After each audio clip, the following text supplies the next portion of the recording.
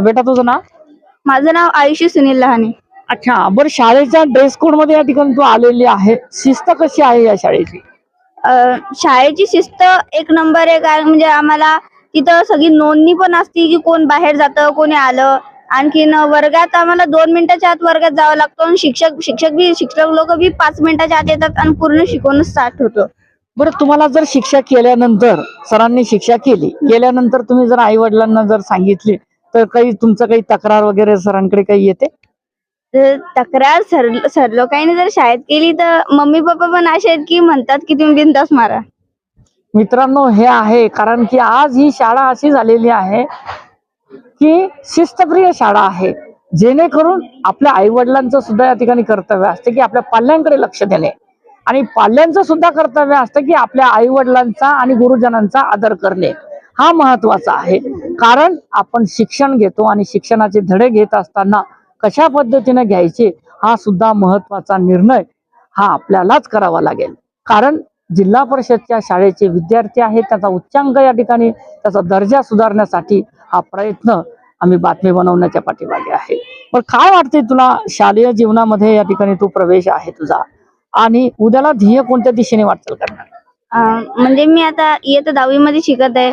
म्हणजे 5वी पासून मी या शाळेत आलेली आहे. पहिले मी दुसऱ्या शाळेत होते, मग या शाळेत टाकलं कोरोना नंतर. मग या शाळेत म्हणजे दुसरं सेमी इंग्लिश म्हणजे आपण कॉन्व्हेंट मध्ये जातो, सीबीएसई मध्ये जातो. तिथं समजा आता आपल्याला सर लोकांना मारलं तर जे मम्मी पप्पा सांगतात, मम्मी पप्पा बोलतात की असं मारू नका वगैरे, पण इथं समजून सांगतात. आणि जे सीबीएसई मध्ये शिकवतात ना, तिथं समजा असं जास्तच लाडी गोड लावतात वगैरे, त्यांचं डोकं लेकर जास्त हे होतात. पण इथं थोडस खडसावतात आणि इथं पाया खूप पक्का, म्हणजे पाया चांगला पक्का करतात. माझा आता पाया थोडासा पक्का झालेला आहे. तर आता 10वी चांगले मार्क पडले तर मग पुढं सर लोकांचीच मदत घेऊन काही ना काही बनायचं. मित्रांनो, गुरुजनांचा आशीर्वाद आणि गुरुजनांचा डोक्यावरचे हात जर असला तर आपण कोणत्याही क्षेत्रामध्ये या ठिकाणी जाऊ शकतो का, की परंतु आपल्याला संयमाची फार आवश्यकता आहे. आपलं मन सुद्धा स्थिर ठेवणं महत्वाचं आहे, कारण ध्येय गाठण्यासाठी डोक्यावर असं म्हणतायत की बर्फाची लादी आणि तोंडामध्ये जर खडी साखर जर ठेवली तर आपण ध्येय चांगल्या पद्धतीने गाठू शकतो. हाच प्रयत्न या ठिकाणी शाळेच्या विद्यार्थ्यावर संस्कार रुजवण्याच्या पाठीमागे गुरुजन वर्गांचा दिसतोय. होत आहे सर, आज ही जी शाळा या ठिकाणी विद्यार्थ्यांना घडवण्याचं काम करते, आपण सुद्धा या ठिकाणी गुरु आहात, आणि गुरूंनी विद्यार्थ्यांना कसं ज्ञान द्यावं आणि कशी शिस्त लावावी हा प्रकार या ठिकाणी आम्हाला निर्देशनास आलेला आहे. चांगल्या पद्धतीने शाळा भरते, काय सांगणार? धन्यवाद. मी घुगे सर. या शाळेमध्ये मला 4-5 वर्ष झाले, आणि आमचे प्राचार्य श्री गाडेकर सर यांनी सुद्धा विद्यार्थ्यांना कशा प्रकारे शिस्त लावायला पाहिजे, मग शिक्षकांनी सगळी शिस्त लावायला पाहिजे का, तर नाही, की मुलांना आम्ही स्वयंशिस्त लावली. बरं, मुलांना स्वयंशिस्त पाहिजे का, तर त्याचबरोबर आमच्या शिक्षकांना सुद्धा प्राचार्य साहेबांनी एक स्वयंशिस्त कशा प्रकारची असते, की मुलं बेल वाजल्याबरोबर 2च मिनिटांमध्ये त्यांनी वर्गामध्ये जायला पाहिजे. बरं, मुलांनीच 2 मिनिटात वर्गामध्ये जायला पाहिजे का, तर नाही, शिक्षकांनी पुन्हा सुद्धा 2च मिनिटात वर्गात गेलं पाहिजे. तर आम्ही शिक्षकांना 3 मिनिटाचा वेळ दिलेला आहे, की तुम्ही एका वर्गावरून दुसऱ्या वर्गावर जाण्यासाठी तुम्हाला 3 मिनिटाचा वेळ अवधी आहे. बरं, ह्या सगळ्या गोष्टी करत असताना प्राचार्य साहेबांनी आणखीन एक गोष्ट केली, की संध्याकाळी शाळा सुटण्याच्या टायमाला एक पसायदान आम्ही या ठिकाणी घेत असतो, आणि पसायदानाच्या वेळेस जे कॅप्टन आहेत प्रत्येक वर्गाचे, त्या कॅप्टननं समोर येऊन सांगायचंय की कोणते शिक्षक किती वाजता आणि किती मिनिट उशिरा आले. मग हे जर उशिरा येतात, मग ही स्वयंशिस्त जी लागली गेलेली आहे आम्हाला, आजही जी लावली गेलेली आहे, त्याच्यामुळे आम्हीच आमच्या स्वयंशिस्तीने हे कामं करतो, की स्टाफ रूम मध्ये आम्ही जास्त वेळ बसत नाही, आणि मोबाईलचा वापर हा मोजकाच केला जातो, की तेही किंवा दुपारच्या सत्रामध्ये काही विद्यार्थ्यांना आपण टीव्हीवर, किंवा जे वर्गामध्ये आम्ही टीव्ही लावलेले त्या टीव्हीवर आपण त्यांना शैक्षणिक विषयानुसार त्या विषयाची कशा प्रकारे माहिती देतो. आपण शिकवलेलं आणि टीव्हीवर पाहिलेलं हे मुलांना चांगल्या प्रकारे अवगत होतं.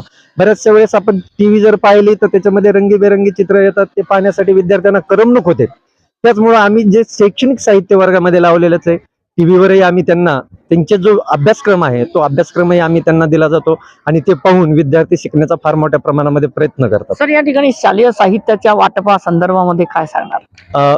शाळा आमची 23 तारखेला उघडली. पहिल्याच दिवशी आम्ही शिवसाहेब माननीय गुलाबरावजी खरात साहेब हे आले होते शाळेमध्ये, त्यांनी या ठिकाणचं वातावरण पाहिलं आणि पहिल्याच दिवशी आम्ही काही विद्यार्थ्यांना त्यांच्या हातून पुस्तकं आणि कपडे, बूट, सॉक्स हे वितरित केलं आणि त्यांचा कार्यक्रम झाल्याबरोबर आम्ही लगेच बाकीचे जे राहिलेले विद्यार्थी आहेत त्या सर्वांना पहिल्याच दिवशी पुस्तकांचं, गणवेशांचं वाटप केलेलं आहे या ठिकाणी. अच्छा. बरं, आज या ठिकाणी डिजिटलच्या धर्तीवर ही शाळा या ठिकाणी आपण एक कार्य करतायत विद्यार्थ्यांना ज्ञान देण्याचं. हा. काय सांगणार आज डिजिटलच्या युगामध्ये या ठिकाणी विद्यार्थ्यांनी कसं वागावं? डिजिटल युग आज काळाची गरज आहे की डिजिटल जोपर्यंत आपण स्वतः होत नाही तोपर्यंत विद्यार्थी होणार नाही. डिजिटल काळाची एवढी मोठ्या प्रमाणामध्ये गरज आहे की आज आपण जर पाहिलं तर प्रत्येक ठिकाणी डिजिटलच आहे, कॉम्प्युटरचाच वापर केला जातो. आज प्रत्येक ऑफिसमध्ये जर पाहिलं, शाळेमध्ये जर पाहिलं, संगणकाशिवाय पर्याय राहिलेला नाही. मग तो डिजिटल, त्याला प्रत्येक गोष्ट समजली गेली पाहिजे आणि प्रत्येक गोष्ट माहीत झाली पाहिजे, त्याच वेळेस विद्यार्थी डिजिटल होईल.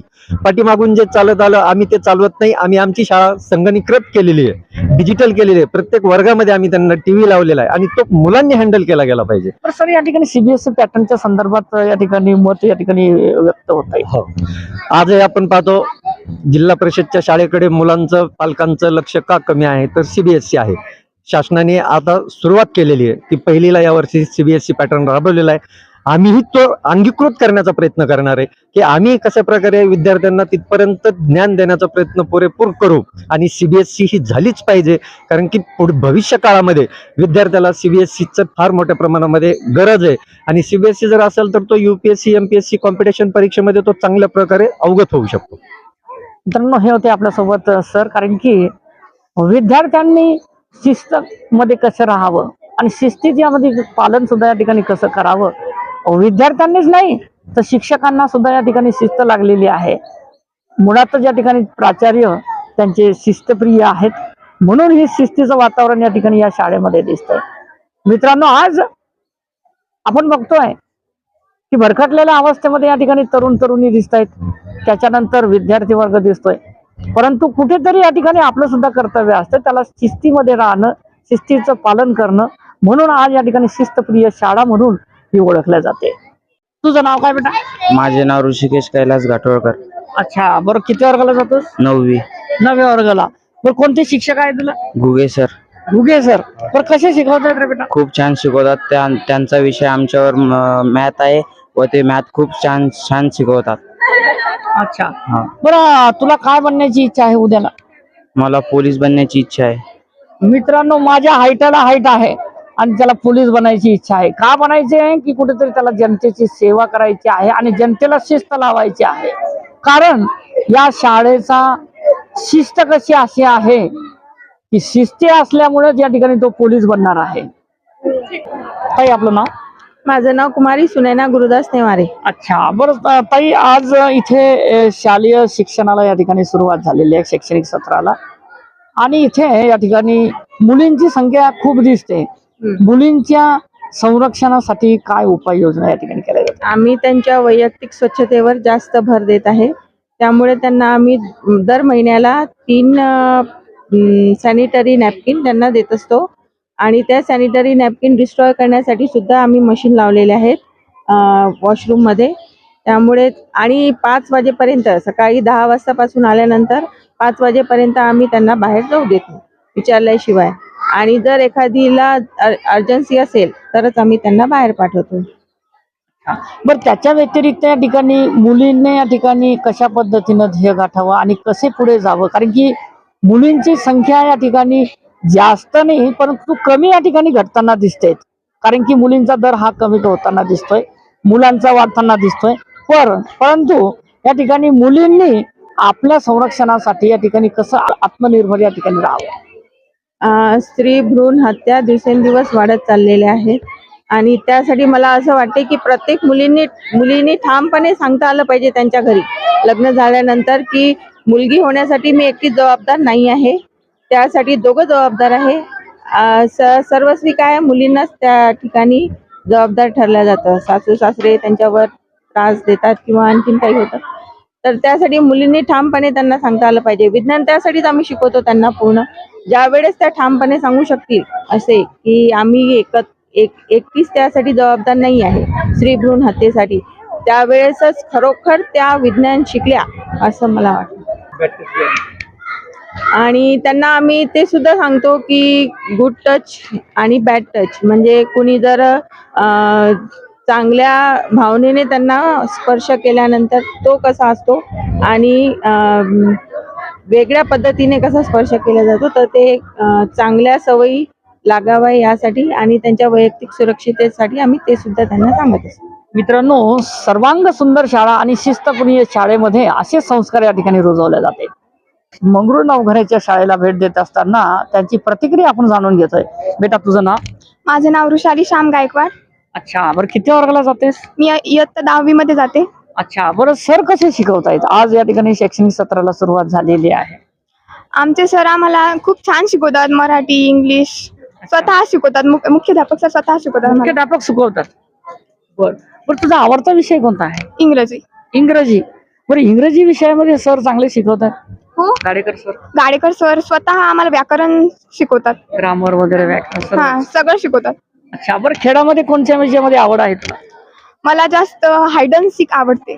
अच्छा, बरं मोबाईलचा वापर करते का जास्त तू? नाही, मी मोबाईल जास्त बघत नाही, फक्त कामापुरता. बरं डिजिटलच्या ह्याच्यामध्ये या ठिकाणी मोबाईलवर काही अभ्यास वगैरे देत असतील सर?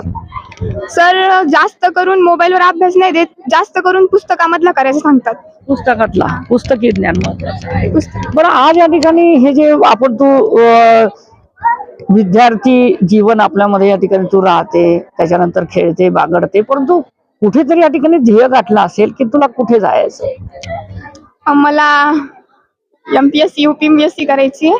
अच्छा मित्रांनो, हे आहे विद्यार्थ्यांचे स्वप्न असतात, कारण स्पर्धा परीक्षा आहे. स्पर्धेमध्ये या ठिकाणी आपण टिकावं, जेणेकरून आपलं ध्येय सुद्धा या ठिकाणी संगणकीय ज्ञान या ठिकाणी आहे, जेणेकरून आपण हळूहळू जर तयार झालो तर त्या दिशेची जी वाटचाल आहे ती आपण करू शकतो.